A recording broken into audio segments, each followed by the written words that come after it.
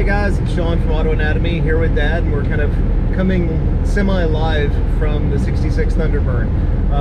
So today is day 3. We've been, how long have we been driving? We're about 100 miles from Memphis, so we're almost there. We've gotten a ton of questions over the last few days on our Facebook page.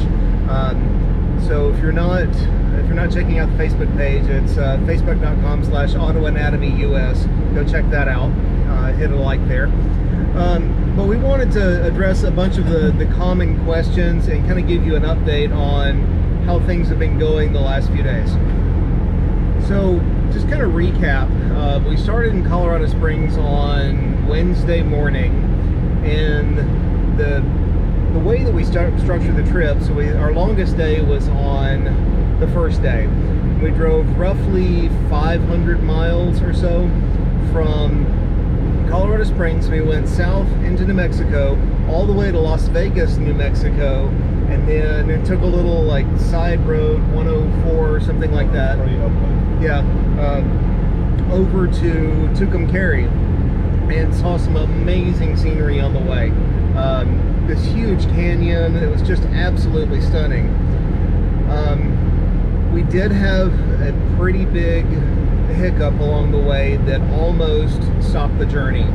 About 90 miles into the trip, we started having some noises, and I'm not going to go too much into it today because I want you to check out the video for the whole journey so you can kind of see it in context. But we let the car cool off, we did a little diagnosing, and decided to press on, and it's not been a hiccup-free journey, let me just say that. There's been quite a few things that have happened along the way. Well, we made it to Tucumcari, and then from Tucumcari went over to Adrian, Texas, which is the midpoint mileage-wise between San Bernardino and Chicago. I think it's like 1,139 miles each way. That was kind of cool. There's this big stripe across the road that says midpoint and a sign, and that was kind of a neat thing to see. And then from Adrian, Texas, we pushed on to Amarillo. And we had wanted to stop at the Cadillac Ranch, which is just right west of Amarillo. Excuse me. But we were getting... Yeah, we saw it. We passed right by it. We're getting tired and hungry, and we'd been on the road for 11 hours at that point. So we were hungry. We wanted to get a break and rest. So we went and made it the Big Texan in Amarillo, which is the home of the 72-ounce steak. We did not get the 72-ounce steak. We'd still be asleep if we did that. But decided to crash there for the night, and then got up the next morning, did a little more looking over the car, decided to just top it off with oil and fill up with gas, and then headed out from Amarillo. Now day 2 was a little bit shorter of a day. So day 1 was about 500 miles. Day 2 was around 400 or so miles, and went from Amarillo to Sallisaw, Oklahoma. And along the way, stopped and saw a lot of the sites, like the Leaning Water Tower in Groom, Texas, the oldest Phillips 66 station in Texas. It was built in like 1929, something like that. That was pretty cool. Saw a lot of things, drove on the Mother Road for an awfully long time. So today we are somewhere east of Little Rock right now, like I said, about 100 miles to go. Well, wanted to answer some of the questions that have been asked on our Facebook page. So a lot of people have asking, how's the car running? So the long and short is, okay, we are still going. The car's running 70, 75 miles an hour pretty consistently. We've definitely had some challenges, so this has not been an eventless journey, to say the least. I think we've had kind of 4 major things go wrong along the way. So first happened, I think, while we were really in Colorado Springs, was that we lost all power assist on the brake booster. So we've been driving the entire way. We have brakes, so don't freak out. but we've been driving the whole way with no real like assist on the brakes. So not a big deal. We're just kind of planning out stopping a little bit in ahead. Yeah. Second big thing is some engine troubles along the way. Yeah, just pull that one for the wipers. Yep. It's starting to rain here in Arkansas. And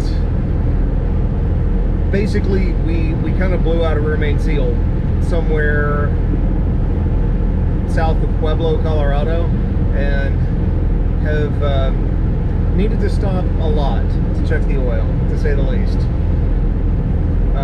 Third thing is we have killed a ton of dinosaurs. I'm sorry, but we've used quite a bit of oil along the way, and it kind of ties into the fourth thing, which I'll get in a second. Another big question that we've got is what kind of mileage are we getting along the way? And the answer is about what we expected, in some ways a little better. When we were in Colorado, one of the biggest challenges that I had with the car, and if you've watched some of the other videos, you've noticed I've had a ton of problems with the carburetor on this thing. It's just given me fits. And when we made this journey in the 65 Ranchero, I made the mistake of tuning up the car for Colorado elevation. So when we got down to Memphis, it was running lean. We had to rejet it, and I thought this time, well, I'll just deal with it in Colorado, because really once you cross over Raton Pass in southern Colorado, northern New Mexico, which is like 7,700 feet, it goes downhill pretty quickly. So I thought, well, we'll just deal with it for a little bit. And so we knew we were going to get some poorer mileage. So our first tank of fuel was right about, what did I say, 11 miles a gallon or so. And then the next one was 12 miles a gallon. And then the next one was 13 miles a gallon. And we've been averaging about 13 miles a gallon with the air conditioning on, doing 65 to 75 miles an hour. So figure that's actually pretty decent. We did have a couple of tanks where it dropped down to like 10.5 again, but we were jamming out some music, and you know, next thing you know, you're doing 75, 80, maybe a little faster, and mileage decreases exponentially with speed on this thing. So 70 miles an hour is one thing, 75 is a whole different mileage bracket on it. So what are some of the other questions? Any problems? So we kind of addressed that. The fourth big thing that, or it's not even a big thing that we've noticed is, of all things, the gas cap died on us.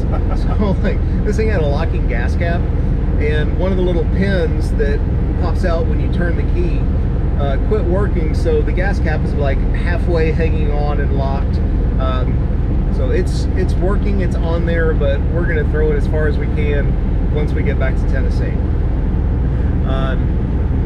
That really kind of wraps up the biggest questions that we've had on the car so far. I just want to say thank you so much for everybody that's been watching and supporting us along the way. If you're not yet subscribed to our YouTube channel, click on that subscribe button and hit the bell to be notified when new videos come out. We've got a bunch of new projects coming up.